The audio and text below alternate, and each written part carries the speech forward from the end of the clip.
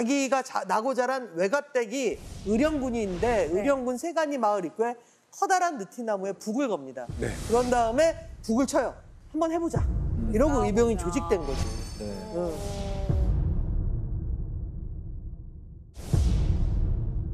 되게 뭐 가슴이 뜨거워지는 것 같기도 한데 거기다가 그렇게 또 말빨이 좋으셨다네.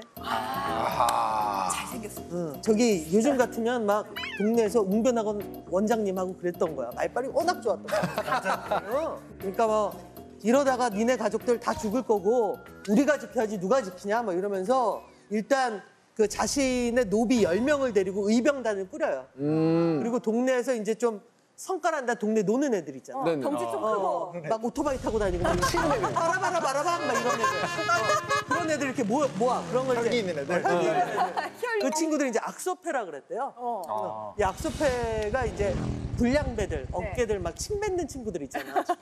이런 친구들을 이렇게 모아가지고 50명으로 첫 의병 활동을 시작해요. 근데 아무리 전란의 시기지만 이 친구들이 말을 잘 들을 리가 없는데 그렇죠. 박재우 장군이 그냥 꽉 잡고 훈련을 시키는 거예요. 카리스마로. 근데 북만 들던 그 선비가 의병장이 될 결심을 한다는 건 진짜 쉽지 않았을 것 같아요. 실제로 저 당시에 의병장들 보면 약간 스타트업 만드는 사람이랑 비슷해요. 약간 스타트업 만드는 사람이랑 비슷해요. 정말로 아무것도 없는데 일단 모아서 어떻게 되냐는. 입이 안 아니 이제 그런 분석들이 있었어요. 이 현대 스타트업 이 CEO들과 당시 의병장들이 뭐가 비슷한가. 자원이 없는 상태에서 그렇죠. 사람들을 설득해야죠. 너의 인생의 그치. 어떤 부분을 걸어라, 나한테 투자를 해라. 명확한 비전을 제시해줘야 되고. 끝은 어떻게 될지 모르지만 매우 과장된 표현인 건 맞죠. 아 그렇습니까? 네.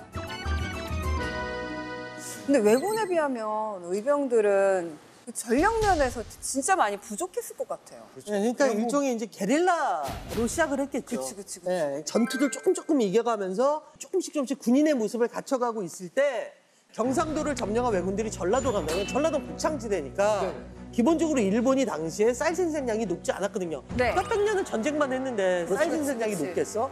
근데 반대로 조선의 입장에선 전라도의 곡창지대를 지켜야만 뭔가 희망이 있는 거죠. 어떻게든 막아야죠. 네, 바로 이때 곽재우 의병의 인원이 50명이었대. 그 아까 전에 그 조직했다는 그 50명. 반면에 왜군의 인원이 2,000명이었대. 그러니까 아마 전라도를 향해서 막 야, 쌀 가지러 가자 뭐 이러고 가고 있는데 남강 앞까지 도달을 했대요.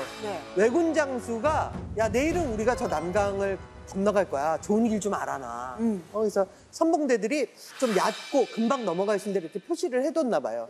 그리고 갔는데 바로 이 동네 지형의 빠삭한 의병들이 쓱 와서 팻말을 질퍽한데 건너가기 힘든 데로 슬쩍 밤에 바꿔. 아 맵을 바꿔놔요.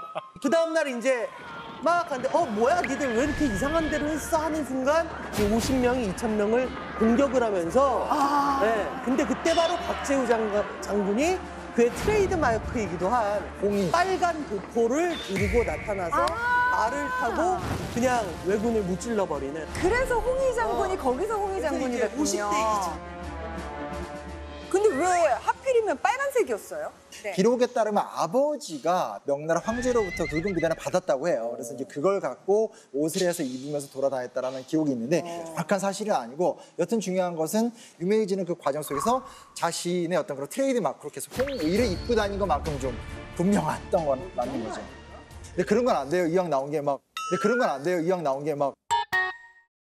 예를 들어서 원래 하얀 옷이었는데 피 싸우다가 피칠갑 때문에 이제 막 슬슬 넘어오시네요. 실수 너무 오시네요. 역사학자가 이런 말을 해서 빨개졌다고 이렇게 해서 아니 의병은 빨래도 안 했답니까? 캐릭터를 만드는 사람 입장에서 되게 제가 가장 충격을 받았던 대목이긴 했어요. 그 홍위 장군 부분이. 왜냐면 셀프 브랜딩의 정석이거든요. 맞아요. 그러니까 뭐 하나 딱 하면 누가 떠오르고 그 사람을 떠올리면 바로 뭐가 떠오르는 게 되게 중요해요. 네, 그래서 실제로 어떤 식으로 이용을 하냐면 빨간 옷 하면 나다라는 걸 각인시켜 놓고 전술에까지 이용을 합니다. 자기 부하들 몇 명한테 빨간색 옷을 좀 입혀놔요. 그래서 내가 나와도 즉 부하가 나와도 또 다른 부하가 나와도 여기저기에서 여기 곽재우가 등장했다. 이런 기만 전술을 쓸 수 있기 때문에 약간 마이클 잭슨 공연할 때 이렇게 여러 명이 나오잖아요. 그런 느낌의 어떤 전술적인 활용까지 합니다. 하나 또 제가 좋아하는 얘기도 있거든요. 자, 이제 곽재우 장군이 첩보를 듣습니다. 장군님, 왜군이 지금 창녕 지방으로 오고 있답니다. 그러니까 괴짝을 하나 구해와라. 네. 너는 벌통을 구해와라.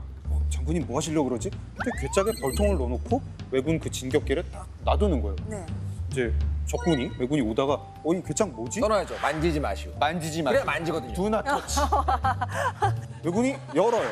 여는데 벌통이 벌이 막 그러니까 이제 으악 이러면서 도망갔다. 막 옆에서 이제 의병들 막 깔깔깔 웃으면서 좋아하다가 이제 그 순간에 자 공격. 그러면 이제 공격해가지고 퇴치하고 다음에 또 이제 그 진격로를 알았습니다. 네. 진격로를 알아가지고 장군님이 또 딴 걸 구해오라는 거예요. 왜군 다음 장면. 왜군이 이제 가는데 또 괴짝이 있어. 야 이 곽재우 씨, 우리가 2번 속을 것 같냐? 불질러. 하는데 사실은 거기는 이제 화약이 가득 들어있어. 아니지. 또 터지고. 폭발하고. 네, 폭발하고.